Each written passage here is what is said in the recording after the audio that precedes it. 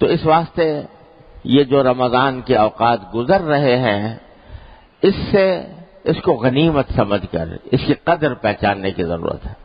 اس کا ایک ایک لمحہ قیمتی ہے، یہ پھر واپس آنے والا نہیں ہے، اس لیے اس کا ایک لمحہ قیمتی ہے.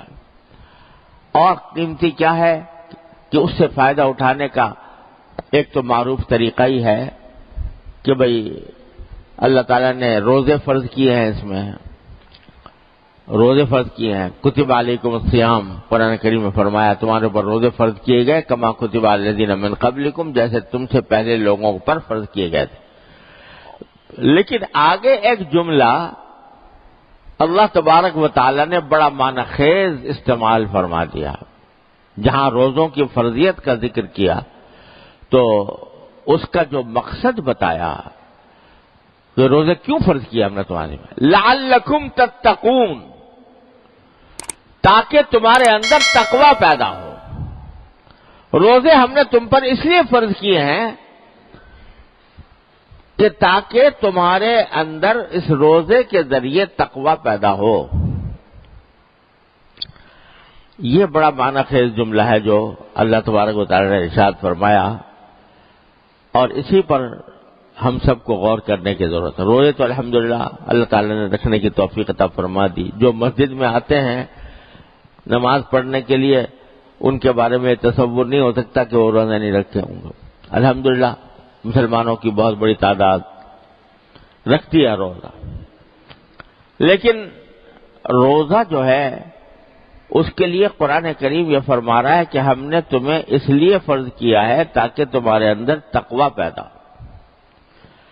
تقوی کے کیا معنی ہوتے ہیں؟ تقوی کے معنی یہ ہوتے ہیں کہ انسان کے دل میں یہ جذبہ پیدا ہو جائے، یہ فکر پیدا ہو جائے کہ میرا کوئی کام اللہ تعالیٰ کی مرضی کے خلاف نہ ہو، اللہ تعالیٰ کے حکم کے خلاف نہ ہو. یہ ایک دھن لگ جائے، یہ ایک فکر پیدا ہو جائے، ایک دل میں خلیش پیدا ہو جائے.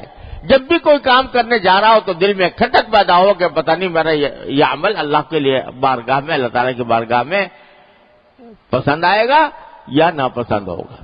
یہ خلیش، یہ کوہن، یہ فکر، اس فکر کا نام تقوی ہے. تو روزہ جو ہے اس تقوی کو پیدا کرنے کے لیے اللہ تعالیٰ نے ایک ٹریننگ کورس بنایا، ایک تربیت کا ایک راستہ بنایا.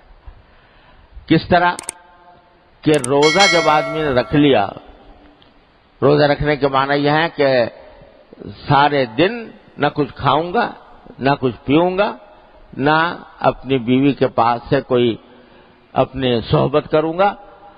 تو یہ تین چیزوں سے پرہیز کا نام روزہ ہے.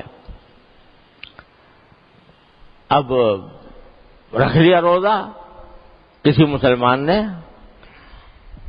دوپہر کا وقت آ گیا، گرمی شدید ہے، لو چل رہی ہے، حلق میں کانٹے پڑے ہوئے ہیں، کمرے کے اندر آپ اپنے کمرے میں جائے تو وہاں ٹھنڈا پانی موجود ہے، فریج میں رکھا ہوا ہے اور پی سکتا ہے. کوئی دیکھنے والا بھی نہیں ہے،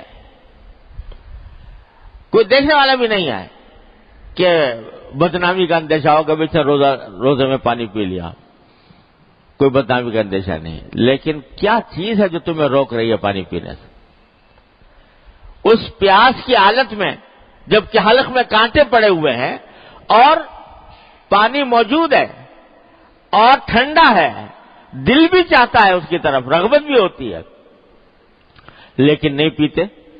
کوئی دیکھنے والا بھی نہیں کہ جس کے ڈر سے آدمی بیٹھا ہوا ہو. یہ جو تم پرہیز کر رہے ہو پانی پینے سے، یہ کیوں کر رہے ہو؟ کس لیے کر رہے ہو؟ غور کرو، صرف ایک ہی وجہ ہے کہ میرے مالک نے منع کر دیا. وہ مالک جس نے کھانا مجھے دیا، جس نے پانی مجھے دیا، جس نے بھوک مجھے دی، جس نے پیاس مجھے دی، جس نے میری ساری ضروریات پوری کی ہے، اس نے کہا ہے بھائی یہ 14 گھنٹے 15 گھنٹے کھانا پینا نہیں. اس نے یہ حکم دیا ہے، لہذا اگر میں پانی پی لوں گا تو اس کے حکم کے خلاف ورزی ہوگی، روزہ ٹوٹ جائے گا. روزہ ٹوٹ گیا تو ایک تو حکم کی خلاف ورزی ہوگی، اوپر سے کفارہ لازم آ جائے گا۔ یہ جو چیز تمہیں اس وقت میں پانی پینے سے روک رہی ہے، یہی تو تقویٰ ہے، اسی کا نام تقویٰ ہے۔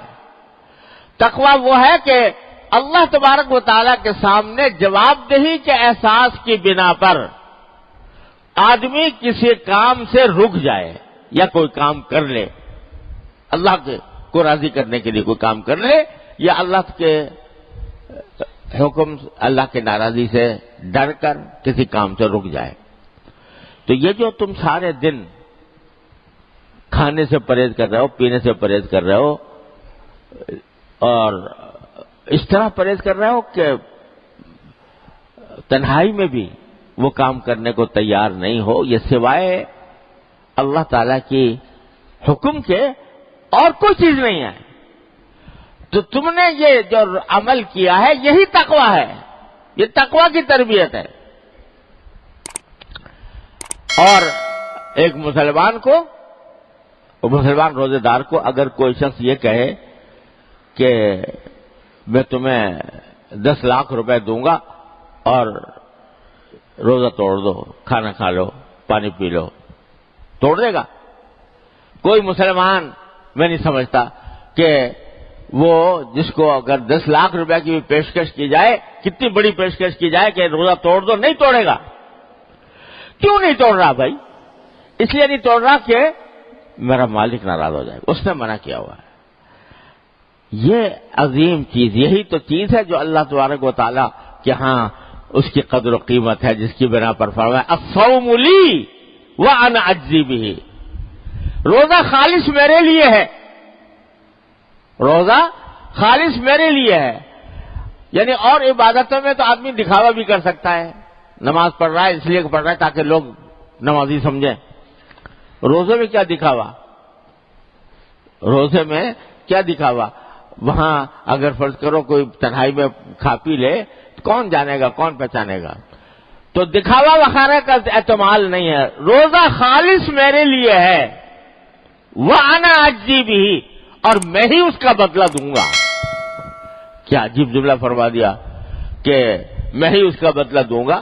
کیا مانا کہ اور عبادتوں کے لیے لکھ دیا کہ صدقہ دو گے 700 گنا ثواب ملے گا، اور فلاں تلاوت کرو گے تو اتنا گنا ملے گا، وغیرہ وغیرہ، اس کا کوئی حساب نہیں۔